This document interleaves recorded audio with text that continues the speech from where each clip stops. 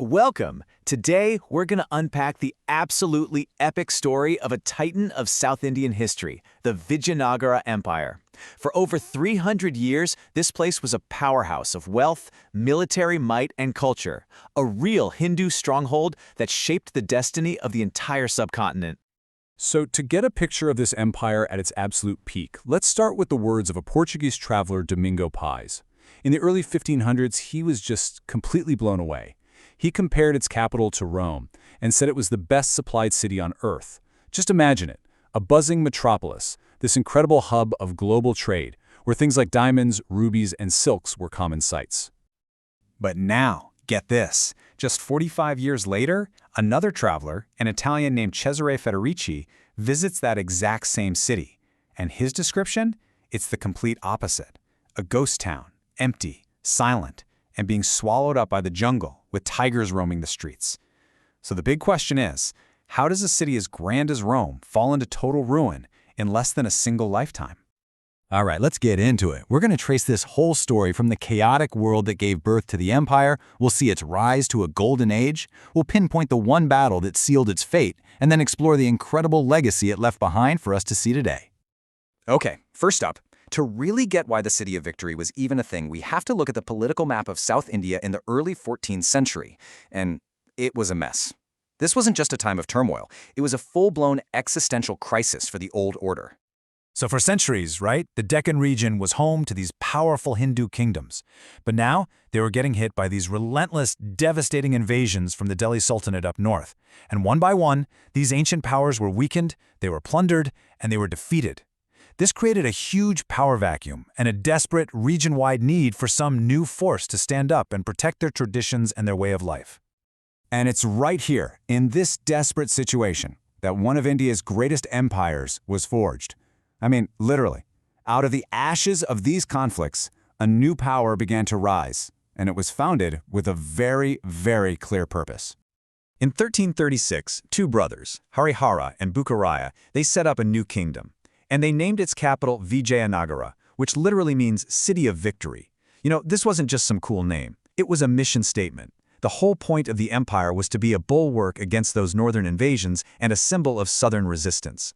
Now, the empire's story spans over 300 years, and it was ruled by 4 different dynasties. It started with the Sangama dynasty of the 2 founding brothers, went through a bit of a transition period, and then, and this is the big one, it hit its absolute zenith under the famous Tuluva dynasty. The Aravidu dynasty, well, they'd oversee its long decline.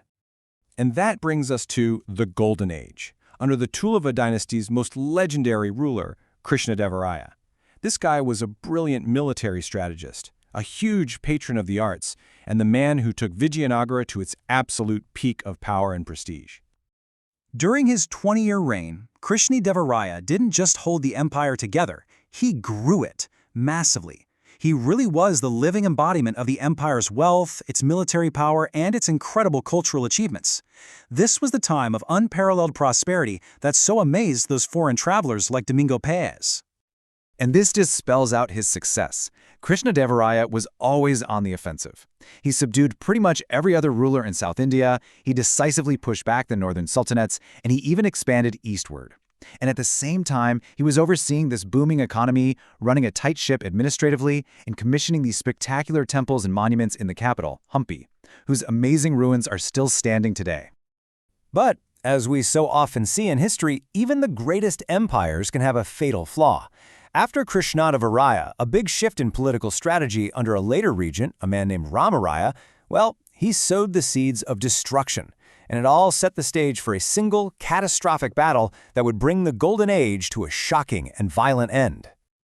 So here's the fatal mistake. The regent, Ramaraya, he adopted this risky divide-and-rule strategy. He was basically a puppet master, skillfully interfering in the politics of the northern Deccan sultanates, playing them off against each other to keep them weak. And for a while, it worked like a charm. But it was a strategy that came from arrogance, and it created deep resentment among the sultans he was manipulating. And eventually, Ramaraya's enemies did the one thing he never thought they would. They united.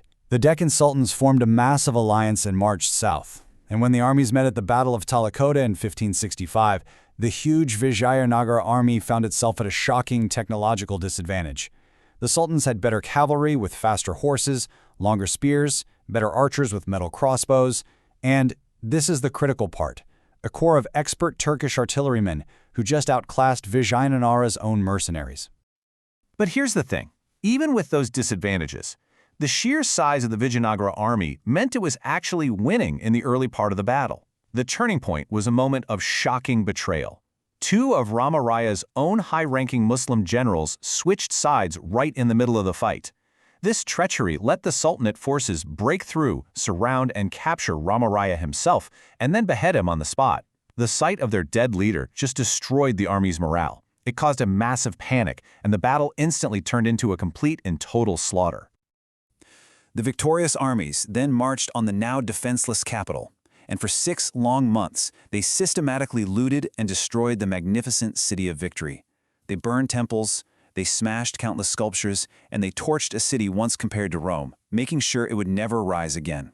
This was the cataclysm that turned a vibrant metropolis into the tiger-haunted ruin that Cesare Federici saw.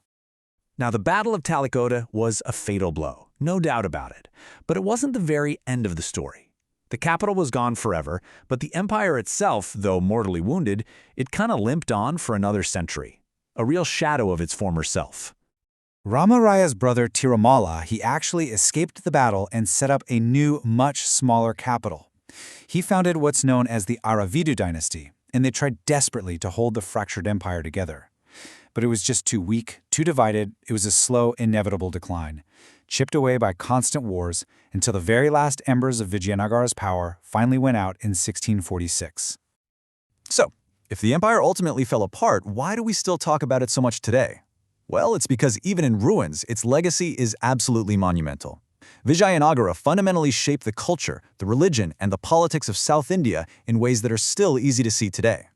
You can literally see its legacy in the unique architectural style, and the sprawling ruins of Hampi are a breathtaking testament to its grandeur.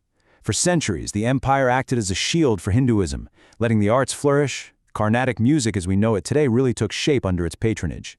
Its administrative systems were top-notch, and when it finally collapsed, that directly led to the rise of other independent kingdoms that would shape the region's future, like the powerful kingdom of Mysore. And all of this leaves us with a really fascinating question to think about. What if that betrayal at Talicota never happened? How might the entire story of South Indian history have changed if the City of Victory had survived? It's one of history's great what-ifs, and it really makes you think about the long shadow this fallen empire still casts over our world today. Thanks for joining us for this explainer on the rise and fall of Vijayanagara.